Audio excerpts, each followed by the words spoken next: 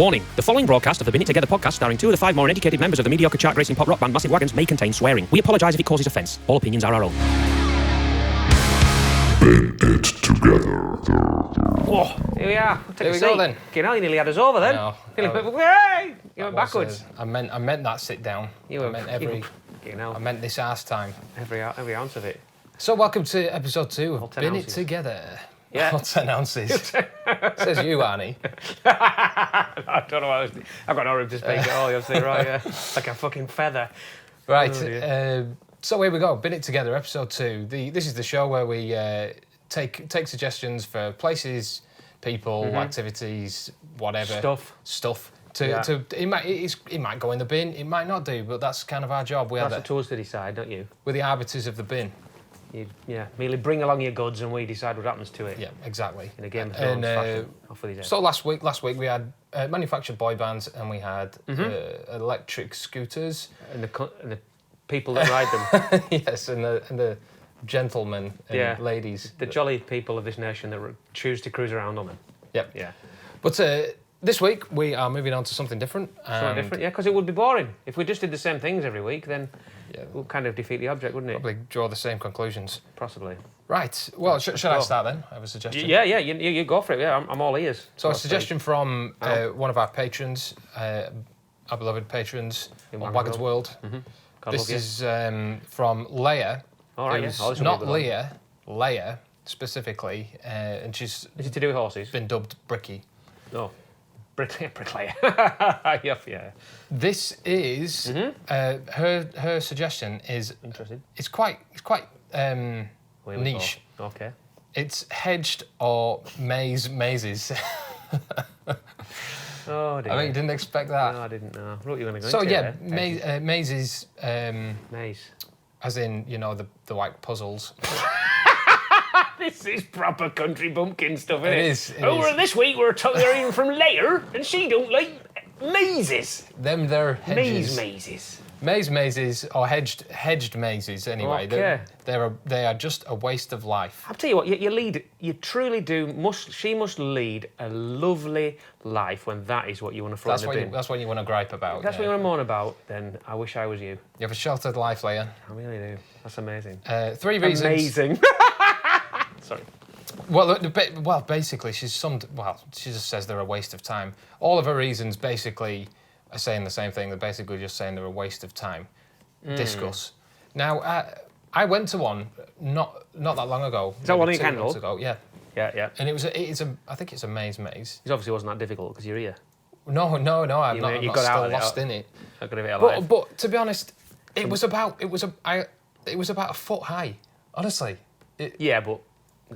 What, is that for everybody or just you? No. Like even the kids were just like stepping over the. Oh God, bloody! It was like there was right. So when it's like that, I completely agree. That is a waste of time. I can't say I've never been in one. I've never been in a let alone a maze. I mean, How high does maize grow? Is that how high it grows? Well, if that's how high it grows, we don't really have much choice but have them a foot high, do you? Well, you'd have to have a pretty weak seed to. So to only grow your maize. See, I don't know. I'm not up on my farm. No, but you've seen corn, like we sound like proper country bumpkins here. You've seen the corn. You've seen the corn in the fields. Oh, you've seen the corn in the fields. And it always grows. I would say, high. And you see it in the films, don't you, when they're running through it, like running away from a murderer or something. Well, then. What you said there, if it's only a foot high, also, do you only open, if you want to make some money out of it, you've got to open it halfway through the growing season. By the end of the growing season, it might be above your head. Yeah, just overgrown. Because it's not good just opening it for a week when it's tall and you'd have to charge about £100 to go around it, wouldn't you? Maybe that's what they should do, really. Just say, here you go, there's your maize, and there's actually no maize. It's just a field of maize. Oh, it's like one of them things, nutty astronaut, alien flipping. What's that? The caught in the field. Oh, signs. I know what you mean. The crop circles. Things, yeah. But yeah, no. I don't know. It's a weird one, really, because I don't encounter them very often. You don't. There is that one. I've seen that sign for that one near us loads of times, and I have never been, and I've never been to another. My only experience of those kind of mazes is just like seeing them on telly or in films, when they're like made out of like proper. I remember. I do have a soft spot for them though because of I'm a big Laurel and Hardy fan, and they had an episode called "The Chump at Oxford." Any fellow Laurel and Hardy fans out there, and there's a whole kind of bit where they're stuck in a maze, and it's just hilarious. Well, let's reel off some maze films. The Shining, that features a maze. The Shining, yes, At the that's end, right. he gets lost in the maze, doesn't he? And he Signs, freezes obviously. there. That's The Labyrinth. yeah. Every woman of a certain age, that's probably their favourite film, isn't it? Old Bowie and his codpiece. Yeah, and he's that wasn't a codpiece. That was that was Little Davey, that wasn't was it? Little Dave. Yeah, it's a good showing, Dave. His army of ugly little men. Yeah. He stole a baby. I mean, Well, let's go into the politics of the film Labyrinth. I mean, it's what it meant at the time. Right, let's back. Well, I don't know. I think because it's so niche, I don't know. I mean, I know Leia comes from a country background. She lives in the country. She rides horses and stuff. Because I know this through Wagons World. But I think she should kind of accept it. It's kind of like country life, country folk like country things, don't they? Is it though? Even as a country folk, or is it not? How big a part of your life are mazes? But it's kind of like it's like countryside culture. It's kind of like I guess it's like village greens and fucking. I can only assume you've got jam and stuff like that. You've got beef with a maze, or you've had some sort of a bad experience with one, really. Because I'm leaning towards not putting this in the bin, really. I don't know why. I don't know what the problem is. What's your problem with mazes, eh? Yeah. What's the problem? They're quite inoffensive, aren't they? Yeah, they are. They're inoffensive. And I tell you what, anything that keeps small children entertained for more than 10 minutes is not going in the bin. Yeah, if that's what it takes. If I took my little girl to that and she ran around that for an hour, I'd be like, this is got a great place. Mazes are the best thing ever. I've ever seen. There you go then. Maybe we've just not as encountered as many maze-related issues as you have, Leia. But no, for me, it's not going in the bin. I'm afraid. No, well, we have to be brutal here. We have to be brutal. This is our job. Like I said, arbiters of the bin. We can't. You can't just throw things in willy and indeed nilly. No, that's true. For no reason. So no, not in the bin. Boo. Boo. Sorry, Liam. Sorry, you have to figure something better. Moving on. Well, we'll kill that one, nip that one in the bud, to coin a countryside phrase, pretty quick. So, my old mate contacted my old mate Aaron from a band called These Wicked Rivers. I think you've heard of them. The Rivers. The Rivers. Absolutely smashed it. The Mighty Rivers. At Stone Dead. Great bunch of guys. The weekend just gone. It was most enjoyable to see them up there doing their thing in the sun. Brilliant. Lampshade the lot. Yes. He's not a lampshade. That's not a nickname for him. I've given him or anything. They do have lampshades on stage, but he actually. I knew Aaron would be bang up for this. And as soon as I messaged him, he sent me three of the fuckers. But we'll see how many we can get through, right? Greedy. Right, I know. He was excited. His email, he's like, I've got love hearts and smiley faces and all sorts. He was like, this is what I've been waiting for. Anyway. He said, right, okay, so I've got so many, it's just picking the ones that are acceptable. Street preachers. Okay. He said, I'm a Christian, but if I wasn't a Christian, the last thing in the world that's going to make me feel enlightened by the Lord is some bloke in a mustard jumper shouting, you're all going to hell at me on the high street down a megaphone. He's got a point. He has got a point. He puts it across well. Are we going for that one then? We can go for that one, or we can go for this one, which is a little bit niche, but you might like this one. Guitars with no headstocks. Okay. And the third one, which is pretty cool, I think we should go with this one maybe, is classic bands not bookending their careers, going out on tour after tour, turning their legacy by giving performances and albums not reflective of how epic their careers have been. That's a perfect point normally to sign off a band or artist's creative journey, and most go beyond that, ruining their legacy. Go on then. We'll go for that then. That's pretty.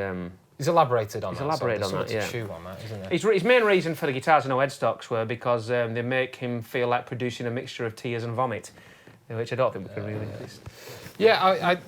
Classic bands haven't bookended their careers. We'll go with that. We'll go for that. That's a good one.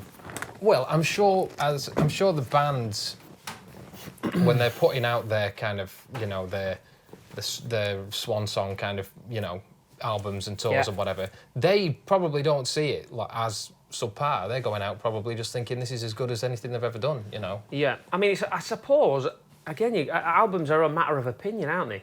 And it's subjective, isn't it? To you, like you said, I mean, yeah. Does a band? Yeah, you're just writing the next album, aren't you? You don't know. It's. Yeah. I mean, maybe it means your band that puts an album out and it's a bit of a flop, and then they carry on. They carry on and carry on and carry on. I mean, perhaps an example of this, and might upset a few folk, it might be Status Quo. Definitely, yeah. It's kind of that's a band that springs to my mind.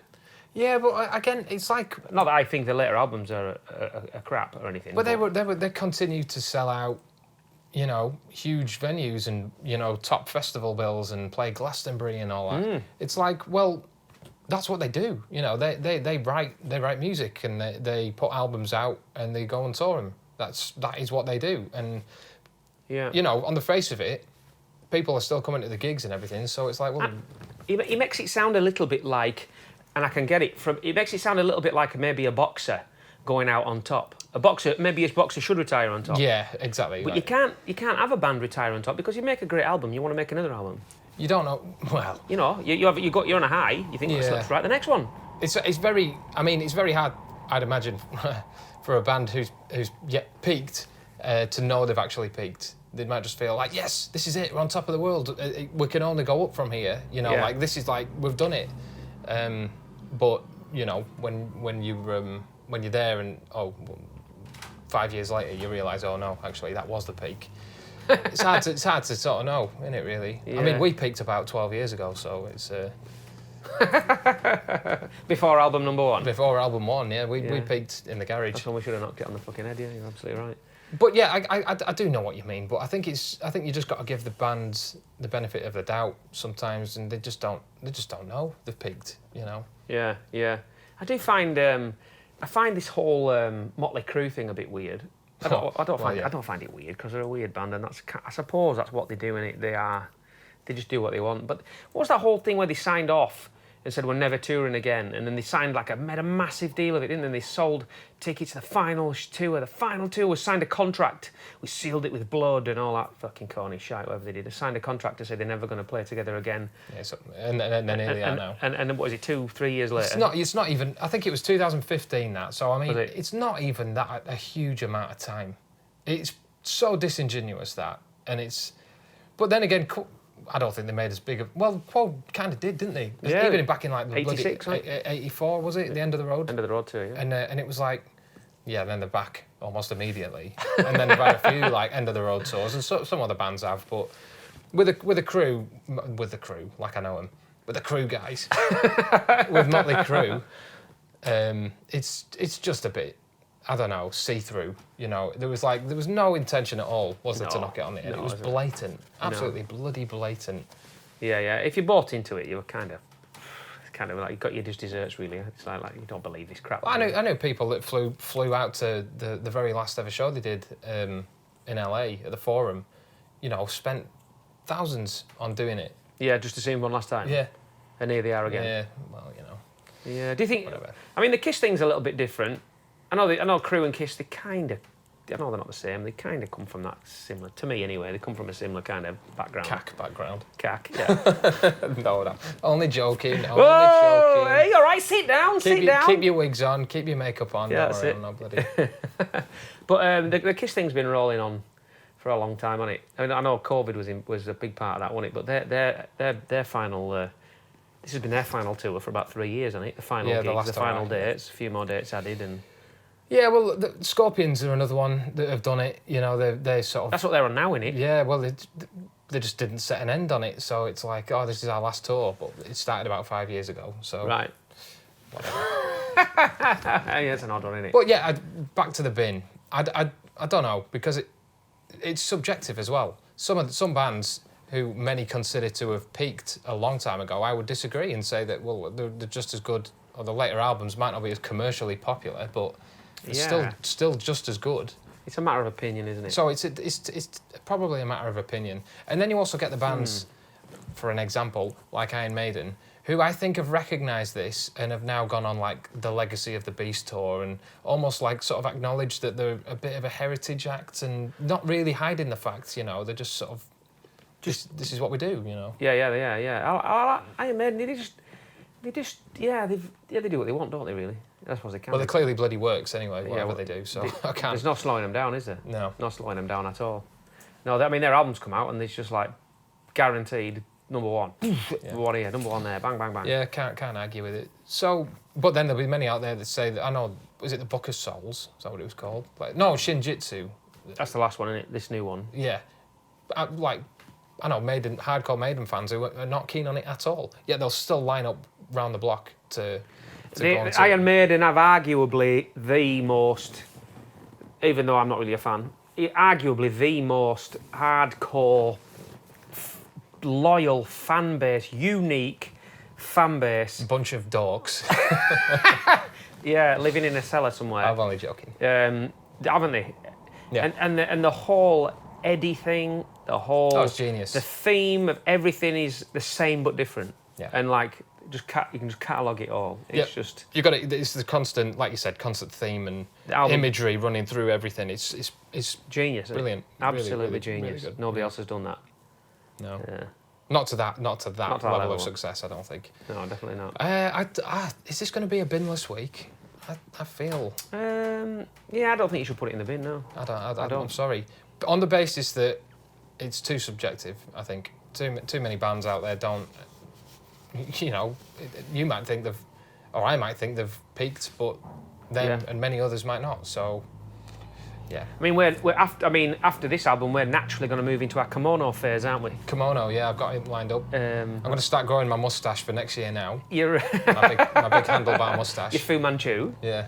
Oh, yeah. But yeah. No, sorry. Yeah, but that's it. Sorry, it's not gone in the bin this week. Sorry, Aaron. Sorry, Aaron. I do, as much as we love you and your band, amazing band. These Wicked Rivers, check them out. Maybe we should have gone with headless guitars. I'd find too many. I don't know how much I could have debated that either way. No, really. well, that maybe wasn't a good one to go with. Really. I don't know. The smaller. I don't know. Can't think have you ever played one? Only, in a local music shop, Promenade Music. Right. Geddy played one, didn't he? He did. He played a Steinberger. Is that what it was? I think so. Could be. I don't know. He'll be screaming at his record player, his vintage 960s record player. And it's like, I think he sounded bass, obviously, and it sounded brilliant. But that was when he had to play. He had so many keyboards at the same time, Geddy Lee. Right. So it was kind of a functional decision as opposed to a sound. Oh, just so he could wear it. Yeah, so he could wear it and just move it out of the way for that ridiculous fucking Rickenbacker. For his mini moogs and whatever. His foot pedals. The octopus of Prague, that's what they call him, innit? He can do everything. Exactly. All at once. I remember seeing him actually using his nose to move the microphone, like from one instrument to the other. So he's playing this keyboard here, and he'd move it, and then to put this one. So he actually found a way to use it. You know, that's admirable, isn't it? What a guy, yeah. What a guy. Oh, great. Anyway, there you go. Week 2. That brings us to an end of week number 2. Thanks for listening and watching. If you didn't listen, well. Doesn't matter, does it? Listen to this, fucking show. See you next week. Next week.